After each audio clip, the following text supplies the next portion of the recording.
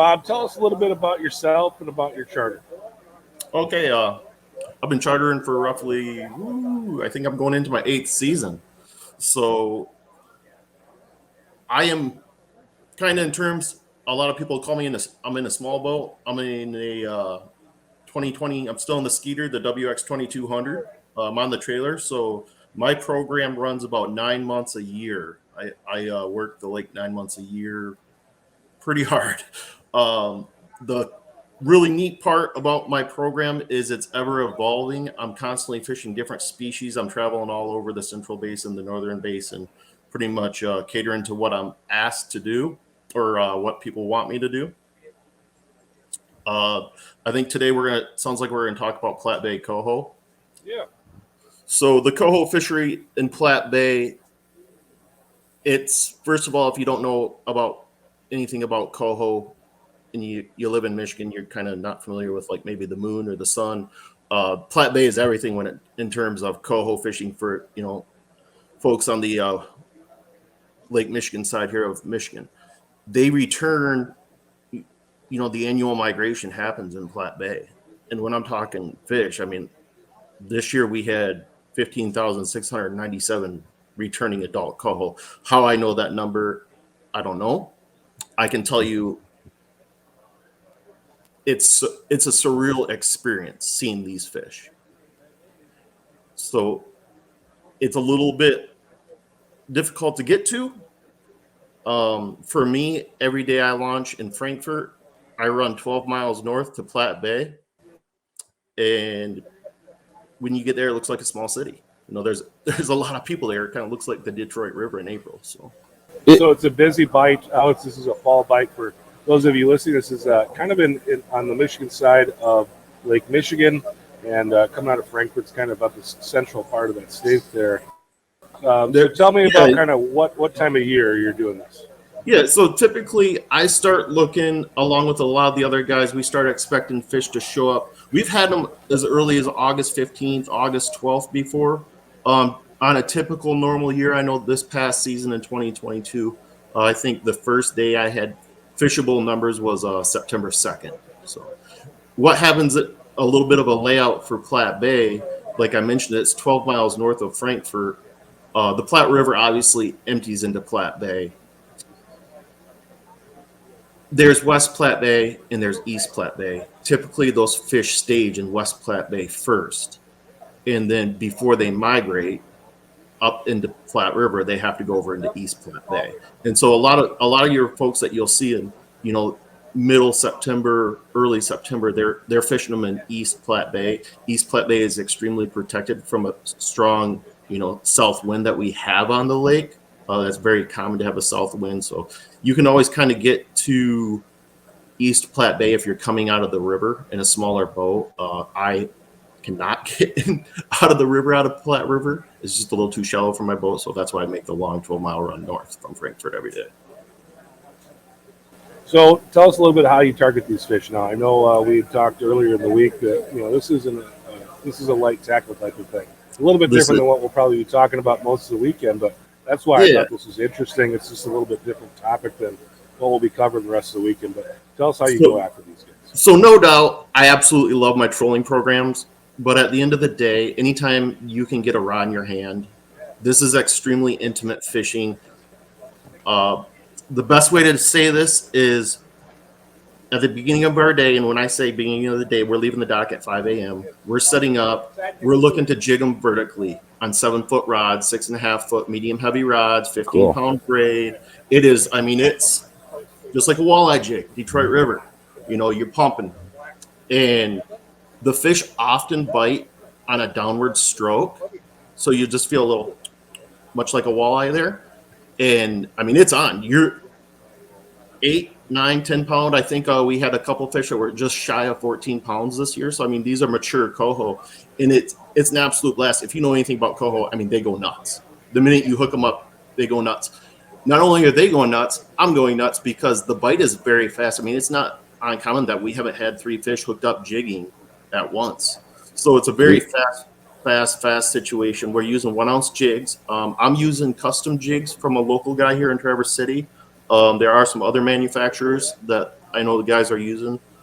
So that is basically it. First thing in the morning, you're looking for pods of fish. And when I say pods of fish, active, big, large pods of fish. A lot of times there are fish up on the surface. They're jumping. Just I don't pay attention to those fish. I just focus what's underneath me and target active fish.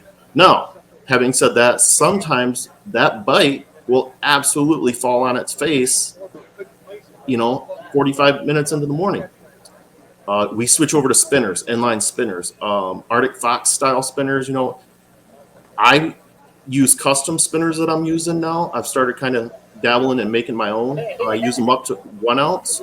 I prefer them anywhere from 5/8 ounce to 3/4. 1 ounce is kind of, you throw them all the way out into 60, 70 foot of water, let them sink the bottom.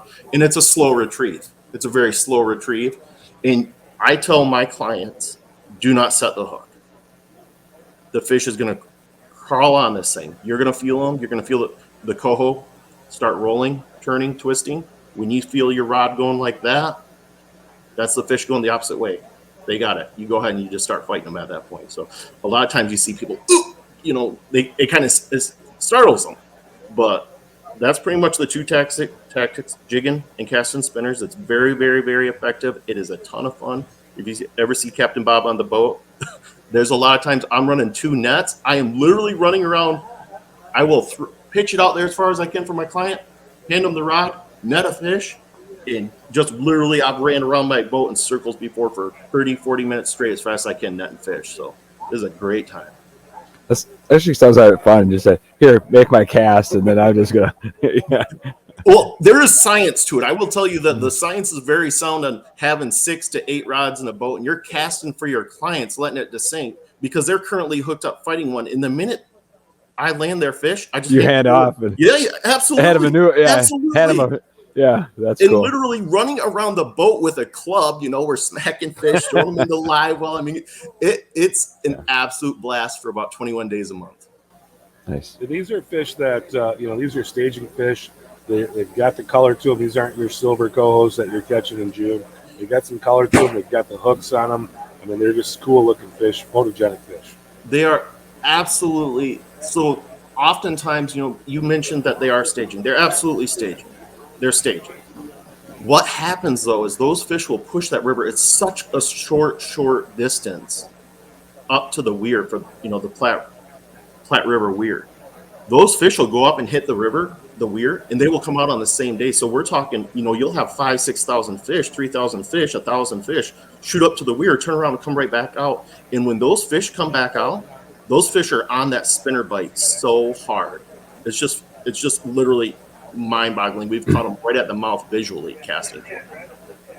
So we talked a little bit about, the lures you're using, the tackle you're using.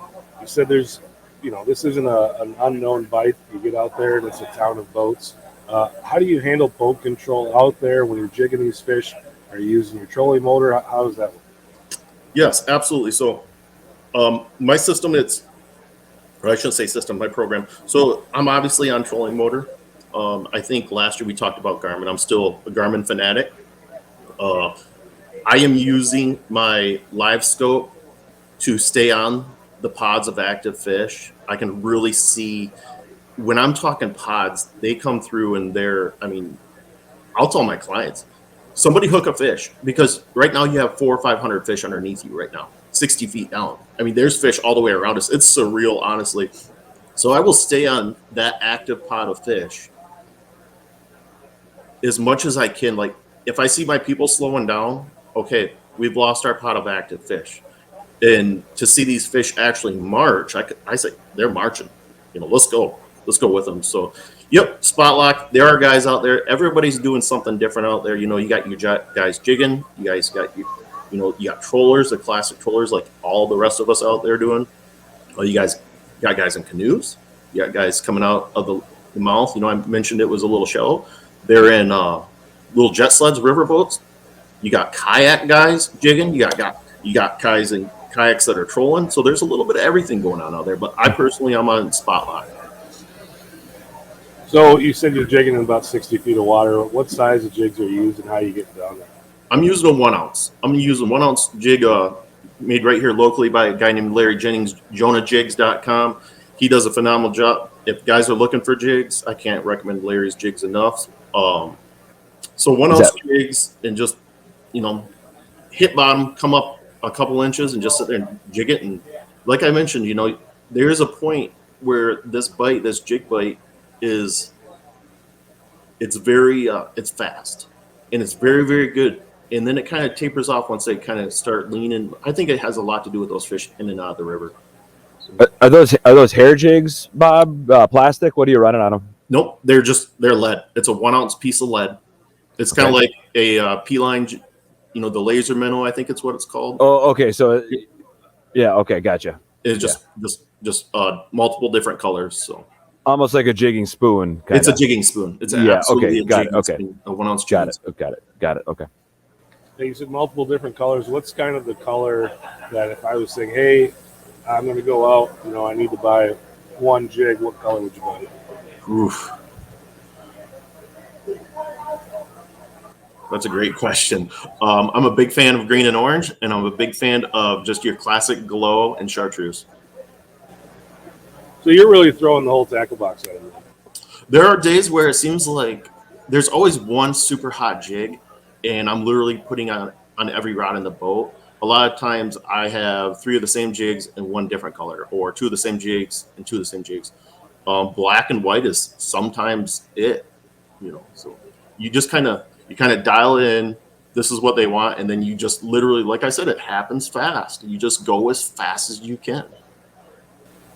So you told us earlier that you're a 9-month-a-year charter captain. We're talking about a really specific place right now. We got about 5 minutes left over here. Let's just talk about some of the other places that you fish and kind of what people will enjoy in those different places. Yeah, I do have I call it a suicide program. I work very, very hard, but I enjoy working really hard. So generally, I'm about a week away from starting charters. I will start on Grand Traverse Bay for perch, and I will run perch every day until May 1st, give or take 5 days.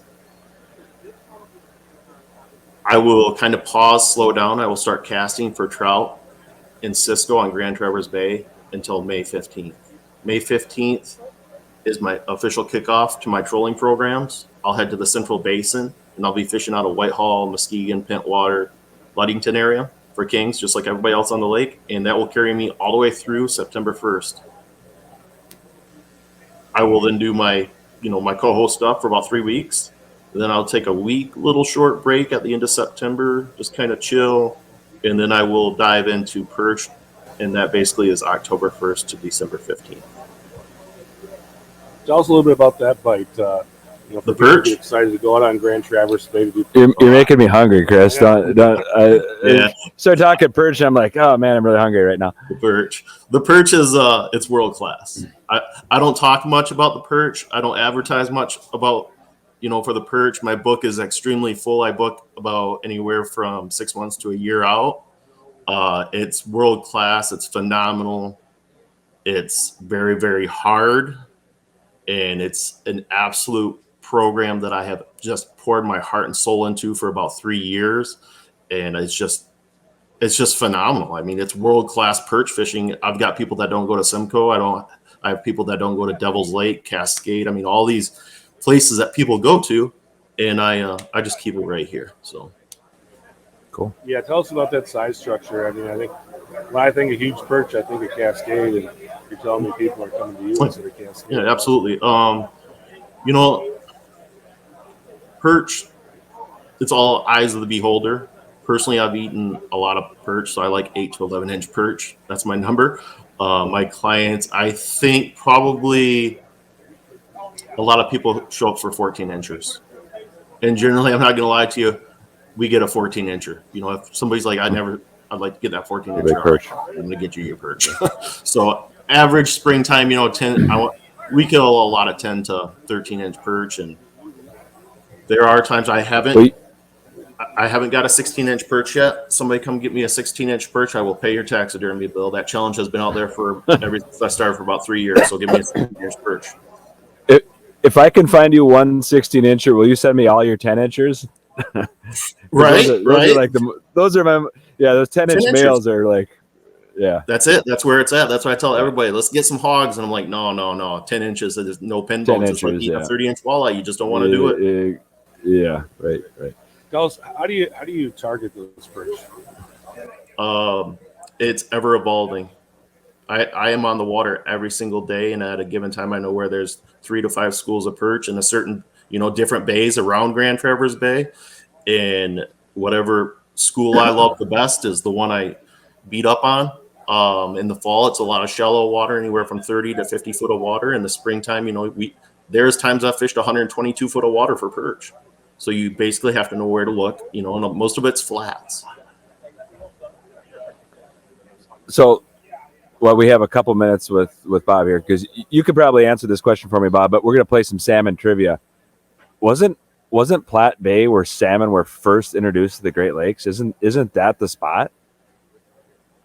Do you know that answer?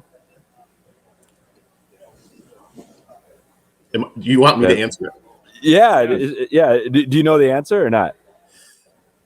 It was one of the beginning spots. For Coho, it is the spot. One of. It is the spot for Coho, yeah. That's what I thought. Yeah. So, salmon trivia. There you go. salmon trivia.